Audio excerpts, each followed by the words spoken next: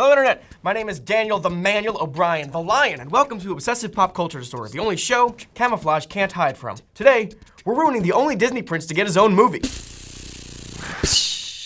You probably remember Aladdin as a sweet movie about a scrappy thief who gets into harmless shenanigans with his barely tolerable, incoherent monkey, and the most likable character, his slave Genie. What you probably don't remember is that there are only two redeemable characters in the entire movie, and neither of them have names. The whole point of Aladdin's narrative is that he, unlike everyone else in Agrabah, is a diamond in the rough, worthy of access to a cave so magical it's called the Cave of Wonders and is also a tiger. Aladdin, we are told, is better than the local merchants trying to provide for themselves and their families, and the guards who do their best to keep the streets of Agrabah safe. Aladdin, according to this movie, is the best person in town. False. While we're told Aladdin is a diamond in the rough, we never actually see him do anything to earn that. In fact, one might call him a dirtball in the dirtier dirt.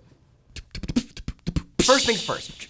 In Aladdin's character-defining introductory song, he tells us he's really good at stealing. Like he's the Michael Jordan of stealing. Scratch that, he's the different sports metaphor of stealing. Which athlete is known for stealing? O.J. Simpson. He's the O.J. Simpson of stealing, but he's the Michael Jordan of property destruction. One loaf of bread cost fishmonger a barrel of fish, an entire harvest of watermelons, and one guy's skin itself. Just the whole front area from here to here. Most tellingly, Aladdin brags he's one jump ahead of the bread line, which means he's one jump ahead of the poor people in line for free charity food. That's like bragging you're one step ahead of the single mom in line at the food bank. Now, I know what you're thinking.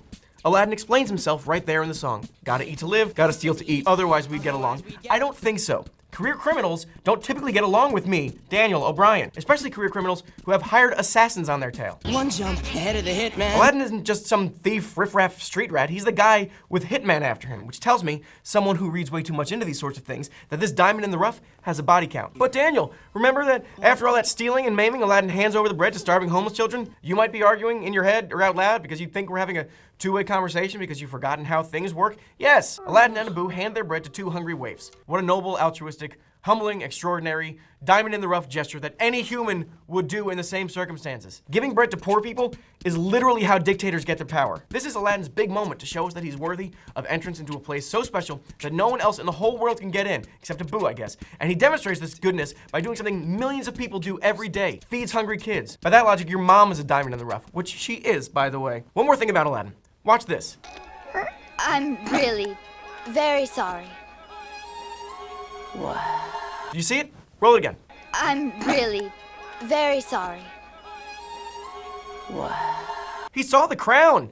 Everything that happens next should be predicated on the fact that Aladdin knows Jasmine is a princess. Also, small point, but don't forget that when Jasmine screws up in the marketplace and nearly gets her hand chopped off, Aladdin saves her by pretending she's his mentally ill sister. She is my sister. She's a little crazy. That's the first thing that popped into his head to save a pretty girl. Don't hurt her. She's so mentally disabled. Ha ha ha ha. Speaking of weird decisions. You're my only friend, Abu. The movie never makes Abu's particular monkey type explicit, but the internet's best guess is a capuchin. Monkeys that typically live in groups of 10 to 30, typically in a forest, none of which is true of Abu, who lives in the street with a loser. I said it. That's no place for a little monkey. Like, just naturally, that's no place for a monkey to live. Where would his habitat be in Agrabah? I submit that Aladdin went somewhere else, chimp-napped that little monkey, since we know he has no problem stealing, and then immediately trained it to follow a life of crime. And follow that life hard. Aladdin steals to eat and live, but Abu has a problem. You stole a monkey from his family and you made him a crime monkey. Aladdin, you're bad for doing it. It is the stance of this show that you are bad. Aladdin's love interest, Princess Jasmine, is in the holy trinity of Renaissance Disney princesses who reminded us that girls can be cool, even when they aren't asleep. Do we ever see Disney princes in bed asleep? Or is that just a princess thing? Weird.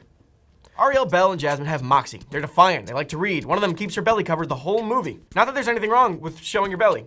Ladies, your body, your choice. Girl power.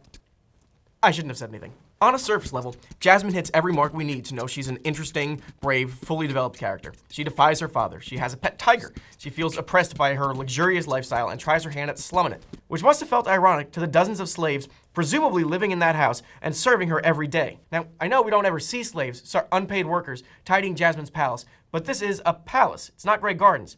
They have to have servants maintaining the property. Jasmine isn't just oblivious to her surroundings, she's criminally oblivious. Like, to the point where we should wonder if the Sultan had bothered to educate her at all over the last 15 years. When Jasmine tries to escape the palace, she cleverly disguises herself by not bothering to disguise herself. She puts on a hoodie, but keeps her jewelry, including her tiara, firmly intact. We find out Jasmine has a good heart when she attempts to feed a kid by offering him an apple from a cart. In all her years in the palace, no one bothered teaching her economics 101, which is troubling because she's in line to run an entire country. Nor was she aware that the act of theft was punishable by amputation. Again, disturbing, considering she's about to take over the place. You'd think someone would have sat her down and had a heart-to-heart about Agrabah's criminal justice system. During Jasmine's one night out on the town, she learned that starving people can be horrifically maimed if they steal food. In a normal world, getting that information would be life-altering, especially if you're one of the 2 people in the country with enough power to do something about it. Not for Jasmine. She continues on her date with Aladdin because dates are fun and Aladdin's cute. Finally, Jasmine's big thing is that she doesn't want to be objectified. She wants respect. She wants to be taken seriously. She wants to be her own woman. Then she uses sex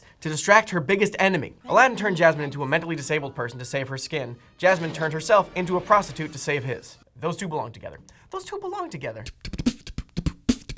Jasmine's father, the Sultan, has zero business ruling a country, much less managing his daughter's love life. When Aladdin shows up at the palace in disguise, unannounced, uninvited, from a country that no one has ever heard of, the Sultan, unlike just about any other dad on the planet, opens his home in the hopes that this stranger will hook up with his daughter. A reasonable parent would have stopped Ali at the door, asked him to point to his country on a map, then sent him and his freak show circus back home. Hi, I'm Prince Ali. I'm from and my father's name is, don't worry about it. One princess, please. Not only should Prince Ali set off a million warning signals in the Sultan's head for his daughter, but a reasonable political leader would be a little bit concerned about a flamboyantly generous head of state marching into his country with what amounts to a magical army. This isn't a date request, this is an invasion. And the fact that the Sultan's subjects are loving it does not reflect well on the Sultan. I'm not saying Aladdin is doing that thing that Hitler did when he annexed Austria.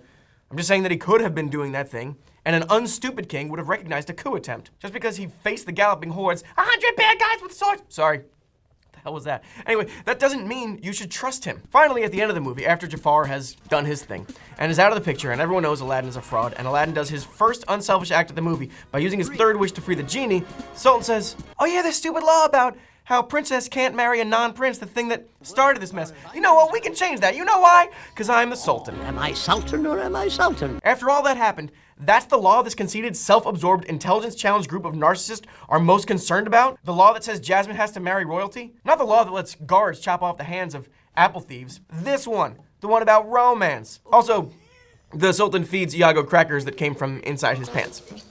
No pockets. Weird. Weird thing to do. Imagine you're a clever monkey who, until a few days ago, didn't know that magic was real. Now imagine having every cell in your body change into a camel cell. Your skin stretches, your organs transform, your weight multiplies, all without your consent or warning. And then you're a horse, and then you're a duck, or a turtle, an ostrich, a car, and an elephant, all in the span of about 20 seconds. That's what the genie does to Abu. Say what you want about Jafar, but he had enough respect for his animal sidekick to keep him in a parrot form through the whole movie. And also, he just gave him compliments every now and then. It's important. I love the way your foul little mind works. Abu becomes the genie's voiceless, helpless prop in the Prince Ali charade, a prop who is entirely unnecessary. The genie could have easily magicked up an elephant out of nowhere. In the Aladdin TV show, we find that the genie kind of is a thing for violating Abu's body rights via magic. When they need a hound dog, the genie turns Abu into a dog, even though he could turn himself into a dog. When they need transportation, the genie turns himself into a cart and Abu into a horse, even though the genie probably could have managed both. During every transformation, Abu's face goes from fear to confusion to anger, with a mix of sadness and disorientation thrown into the mix. The genie and Aladdin have adventures. Abu has body horrors inflicted on him daily. Oh, kids, yeah. Oh, you know those kids that keep popping up in and out of the story to get bread and apples from Jasmine and Aladdin? They gonna be all right? Feels like the movie goes out of its way to keep reminding us how poor those children are and how ill-equipped they are at surviving in this world. But there's no real payoff as far as like, don't worry, Jasmine adopted them, so they're fine now. In fact, their previous source of bread is off the street living in the palace now, so dead? Those kids dead? Those kids are dead. All right, next. Oh, well, that's it. That's all our time. Join us next week when our topic will be Frasier. It just this thing just says Frasier. Okay, it's gonna be Frasier. Okay, cool. Bye. Hey everyone, thank you for watching Obsessive Pop Culture Disorder. We do a new one every month.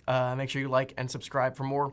And in the comments, why don't you tell me that according to the TV show, Abu was with a traveling circus of thieves and Aladdin saved him and that's how they became friends and he didn't kidnap him. Why don't you tell me that in the comments? You can't. I already did it for you.